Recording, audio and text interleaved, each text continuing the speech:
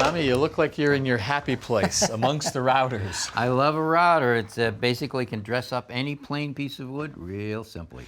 So give me the 101, please, the options that we have. Let's start with this small router right here. This is a single handheld router. It's called a trim router.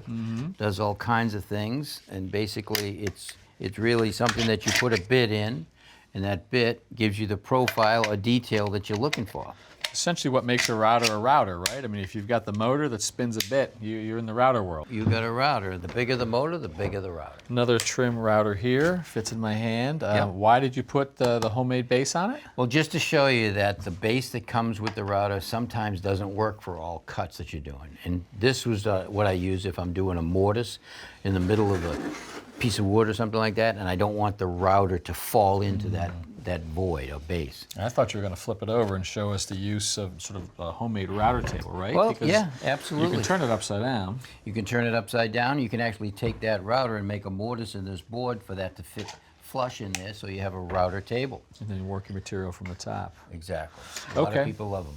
So if you jumped up in terms of motor size, you're going to get to the next level. More horsepower coming out of those. More horsepower, bigger horsepower, and lots of times it's not the speed, but it's the horsepower that's going to do it for you.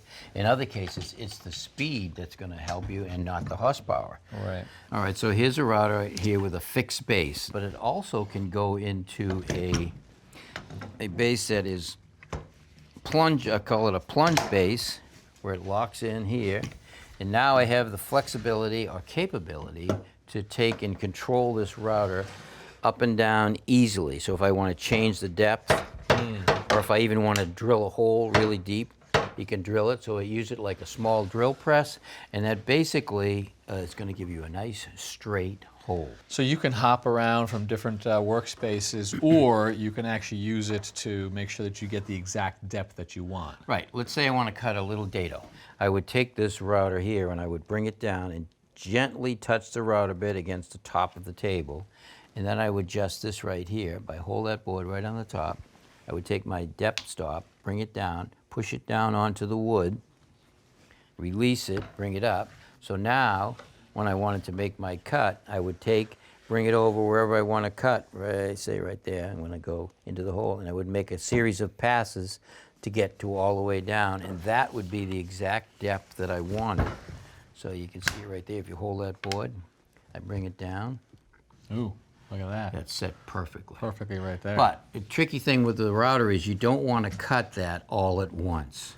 So I would do it in a series of passes, like 1, maybe 2 or 3, and bring it where I want it to be. Okay, so making a rabbet, you're going to want to try to follow something. You're going to want to make a straight line, but sometimes you're trying to follow the perimeter of something, so you've got different bases, different attachments. Right, all right, so let's say it would be the bit. So here's a flush cutting bit. There's a bearing on the bottom, and if I wanted to trim off, let's say I had a laminate on the surface here, I would take the router and run it around. The bit would come down, the bearing would hit the side, and it would cut it, flush trim it right off. All right. But let's say you wanted to make a template, and I wanted my piece to be slightly bigger, then I would mount this templating guide on the bottom of the router itself and use the bit to come in, and the bit would come down, and I would be away from my template, making my piece that I wanted a little bit bigger. Right, okay. In this case, you're talking about the bits quite a bit. There are lots of options out there. There's this is a lot of options. That's a small variety of bits right there. I mean, there's a chamfer, there's roundovers, OGs, moldings. Straight right there, dovetail, yeah. Yeah, whatever you want. And if you don't see something here, companies that will make them for you. It's the versatility, right? Between all of the different bits, the bases, the templates, the collets, that versatility is what you love about the router so much. So whether you're working around your house and you want to build cabinets, or you want to build, copy a detail of a molding or a base molding or something like that, and you don't want to buy a particular molding, or you want to change the species, you have a molding detail that will, a profile detail that will match yours, put it in and make your own. All right. I like your happy place. Thank you. All right. Good to be amongst your routers. I love the router. Thanks for watching. This Old House has got a video for just about every home improvement project, so be sure to check out the others. And if you like what you see, click on the subscribe button to make sure that you get our newest videos right in your feed.